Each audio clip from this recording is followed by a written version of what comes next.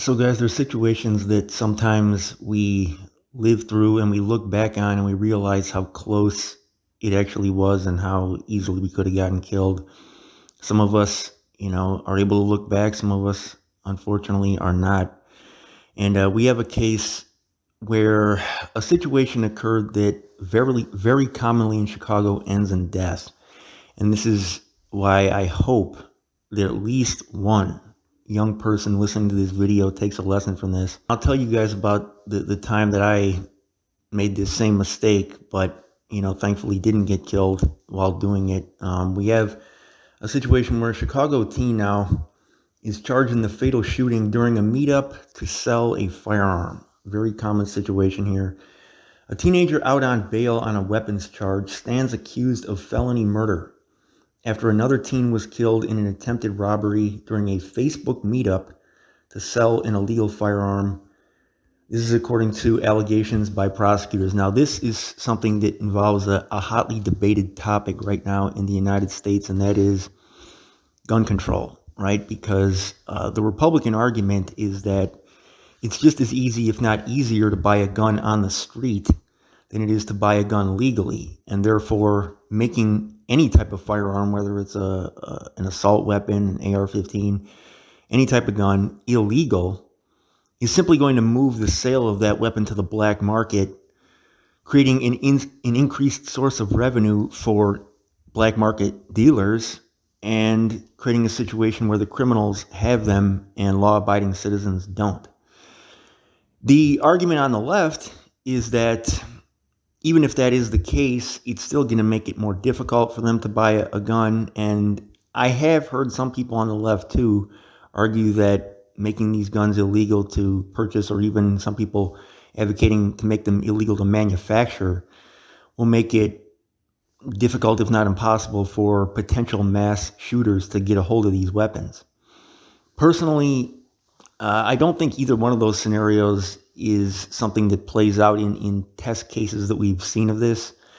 It does definitely, I would say, make it tougher, simply because a lot of the illegal guns that are on the street start off as legal purchases from gun shops that eventually get, sold 2 and 3 times, even more times than that. It could be a dozen times on the street, but most of those started off as a legal purchase. But on the other hand, it does definitely create an increased source of revenue for some people on the street that sell guns, that make a lot of money doing this. But that sometimes end up getting caught in doing lengthy prison sentences behind murders that they didn't even commit, but they sold the firearm that did commit them. And we just had a case where a guy, actually, I didn't report on this, I should do this story. A guy had sold switches on the street, and he eventually got caught by the feds after he had fled to Georgia. But anyways, a guy named Alexandro, in this case, 19, has been ordered held without bail after he was charged last Thursday with 1 count each of attempted robbery and felony murder following the fatal August 1st shooting of an 18-year-old named Irving in the Galewood neighborhood on the northwest side. This is not far from where I was born. He's the only person currently charged in connection with the homicide, but prosecutors said that 2 others are also being sought, and the assistant state's attorney referred to 2 other unnamed defendants during the bond hearing. So according to the assistant state's attorney, on July 31st, there was an arranged meeting over Facebook to purchase a firearm, one of those other unnamed defendants, for $400. And the pair planned to meet up the following day. So the purchase of the gun was going to be $400. At around 7:30 p.m. on August 1st, the victim drove to the area of North Natchez and West Dickens Avenues this is on the northwest side, where he planned to conduct the purchase. He parked at the corner where he met the alleged seller, who then entered his vehicle. So according to the government, a white Nissan Murano with its license plates removed pulled up alongside the victim's vehicle minutes later. That vehicle was allegedly driven by the other unnamed defendant, while the perpetrator was in the front passenger seat. The perpetrator then exited with a handgun and pointed it at the victim's vehicle as he approached the driver's side door. The victim then reversed his vehicle and attempted to flee, but as he did so, he was shot once in the chest and killed. The other 3 men allegedly then all entered the Nissan and fled the scene. Surveillance footage at the scene captured the shooting, and the investigators also used that video to trace the Nissan back to an AutoZone parking lot where the perpetrator had previously worked. He could allegedly be seen getting masks and gloves from that store, and minutes later, another defendant could be seen removing that Nissan's license plate. He was eventually arrested and allegedly told investigators that the plan was to rob the victim, though he denied firing any shots at the victim. According to the government, the autopsy showed evidence of close-range firing, which he said indicated the unnamed defendant who was in the car with the victim is likely the person who shot him. So we have a situation here where the one of the perpetrators, the guy who's being booked, is not the shooter. Okay. So the guy who's being charged, this guy Alexandro, he also allegedly claimed that there were other firearms in the Nissan and that he disposed of his own firearm by tossing it in the lake. So during the bond hearing, the government said that while the defendant has no previous criminal convictions, he was out on bond following a pending aggravated unlawful use of weapons charge, and he was back in court, I believe, today. So the illegal gun purchases, the way this usually goes, guys meet up and they have to go to a location where there's not a lot of bystanders. There's nobody that can watch this. It's a little bit more difficult to do than some other kinds of transactions, like drug transactions. A lot of times these drug transactions take place in like broad daylight, especially out on the west side. You can see these guys doing these deals out these street corners. Gun transactions are a little bit more dicey than that. A lot of times two guys get into the car and they drive to another location. When I was about 21 years old, this was in the East Rogers Park neighborhood. I was looking to purchase a firearm and I didn't have a FOID card. So I decided that I was going to buy one on the street. So there was a guy who I'm not going to snitch on. I didn't, I'm not going to put his name in the video, but, he was a guy that I knew from that neighborhood. Okay. He had went to Amundsen High School. And even though I didn't go to Amundsen, I knew him from, that area. So the deal was that I was going to get a brand new Glock 9 with a box of bullets and a laser sight for $400. That was the price we agreed on. Now, I was a bit naive, I have to admit, because I probably should have had other people come with me. But what happened was we met over at the Dunkin' Donuts that was over on Broadway and Devon. And this is back in like 2000. You guys might remember this. This location. So at any rate, we met there like at about 10 o'clock at night. I'm waiting in the Dunkin' Donuts. He was late. A van eventually pulls up. It's got like all the windows, with like those curtains over the windows. The guy that I'm supposed to get the gun from, he hops out. He comes into the Dunkin' Donuts. We go over to my car. I get into the car with him. And he tells me that, he doesn't have the gun right now. He said, it's back at the house. He gave me some excuse for why he didn't have the gun. I can't remember exactly what it was. But he's like, we're going to have to meet up another day that week. Now, this was a guy that I was going to see the very next day. I knew where he worked. And so I knew for a fact that I was going to see him the very next day. So I did something that I really shouldn't have done. My confidence was there that he wasn't going to run with the stuff because of the fact that I was going to see him. But I gave him the money in advance.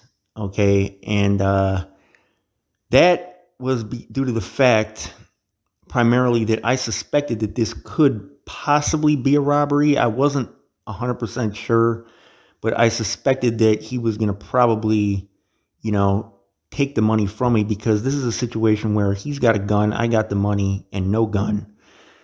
And he knew that. So this is a situation where it's like, it's a lose-lose. And this is the situation the guys put themselves in when they do these gun buys on the street.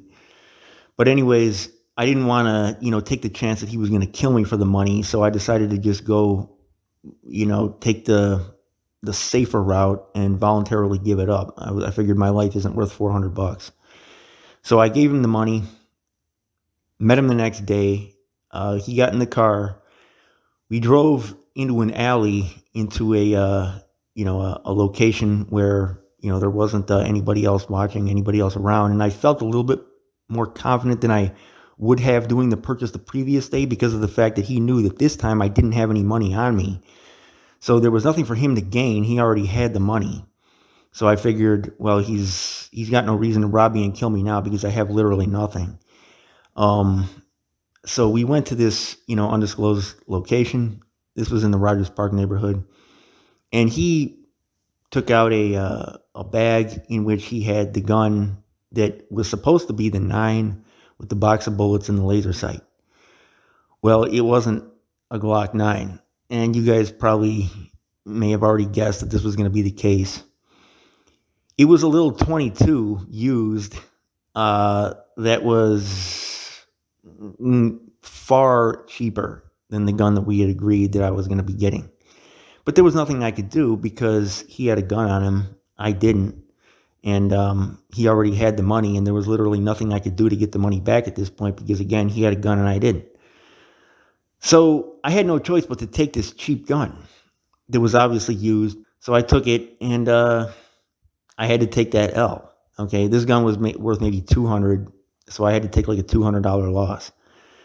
I went back to where he worked several times after that, kind of like harassing him, trying to get him to, make good on the purchase that we had agreed on. And he wasn't coming through on that. And I figured I can either make a big deal about this and, try to get down on this guy. But it's really like a $200, loss that I'm taking. And it's really not worth my time. That's nothing. So I just took that L and moved on. But, yeah, that taught me a lesson, though, that you never want to really do this on the street, man. I'm lucky, honestly, that I got away with my life, because a lot of guys that do these gun buys didn't. And there's been situations where a lot of guys who aren't even in the streets but want to buy a gun on the street, especially younger guys that aren't old enough to get a FOID card yet, they end up getting killed or robbed on these gun buys. Because if you don't have other guys with you that all have guns on them and stuff when you're doing this, they got no reason to give you the gun for the money. Because if they've got a gun and you've got money and no gun, they can just take your money. And so, like I said, it's a lose-lose. So I don't recommend ever doing that, man. But, you live and learn. But some don't live and learn. Some learn as they're bleeding out. I ended up losing the gun too, because, well, not losing it, but it eventually got taken from me in another situation, because I got too spooked out of keeping it with me. I was over on Bryn Mawr. Now, this is in about this is like 2001. This was not long after I had purchased it. I had that little 22. It was inside of a paper bag, like a paper lunch bag, with some food in it. It was like it had like some bags of chips or whatever on top of it. It was like one of those paper lunch bags. I figured I would hide it in there. And it turned out probably that the fact that it was a 22 turned out in my favor, and I might have been booked on a gun charge at that point if it hadn't have been a 22, because it was so small that it could fit inside of that bag, without being conspicuous. But I had it on the floor of my car. And it was parked over on Bryn Mawr. And at that particular time, they were doing one of those like neighborhood sweeps. I don't know if you guys remember when they used to do those. This was like in the early 2000s. This was one of those situations where they would just like randomly stop everybody that was coming through. That area was a lot hotter back then than it is now. It's been gentrified a lot. It was a lot different back then. I don't know if you guys remember over by the Bryn Mawr L stop. There was that that Greek place, Los Gyros, right underneath the L stop, and there was like a that Korean-owned clothing store across the street. So I was over at the Euros place. Like the guy over there knew my grandma. I was hanging out over there, and I was going over there, and all of a sudden, plainclothes just comes up from behind me and just grabs me, just out of nowhere. Like I didn't even know that, and I thought I was being mugged. I didn't know it was the police. I thought somebody was like jumping me or something. So I started fighting with them and trying to get away. And so of course, I'm getting tackled. I get slammed against the car, and they say, "Why are you running from us?" And I look back and I see that it's the cops. I'm like, oh man, I didn't know you guys were the police, man. And he's like, why are you running from us? I'm like, because I thought you guys were, I didn't know you were cops. I thought you were jumping me. So he's like, all right, well, we got to search you. So they searched me. They searched all my pockets, and they're like, "Where's your ID?" I said, "I got my ID in the car right there." So they searched the whole car. Now, bear in mind, I had the gun that I had just purchased in the car in that paper bag. They didn't find the gun. It was inside that paper bag with those chips on top of it. They did not find it. And I'm sitting there in the back of the squad car, cuffed, thinking I'm done. Like, well, they're going to find that gun, and now I'm dead. You know what I'm saying? Now I'm going to be going to jail for however long. Back then, it was a lot more strict than it is now, so I probably would have done several years. I'm like, yeah, I'm toast. Well, they didn't find it, and after that, I stopped keeping it with me. Started keeping it in another location outside, and the gun eventually got stolen. So there you go. I was about 20 years old at the time. And I'm like, man, this whole thing was just one big L that I took. And rest in peace to this guy, man. But it's not something, that I ever recommend doing, because you got to remember there's no honor among thieves. And when you're conducting business in the criminal underworld, these guys you're already operating outside the law. So it's like you're dealing with guys that you can't depend on in any way, shape, or form. So rest in peace to this guy, man, and to everybody else that's lost their lives this way, but I don't recommend it. Your boy, Winnie C. Report. I'm out.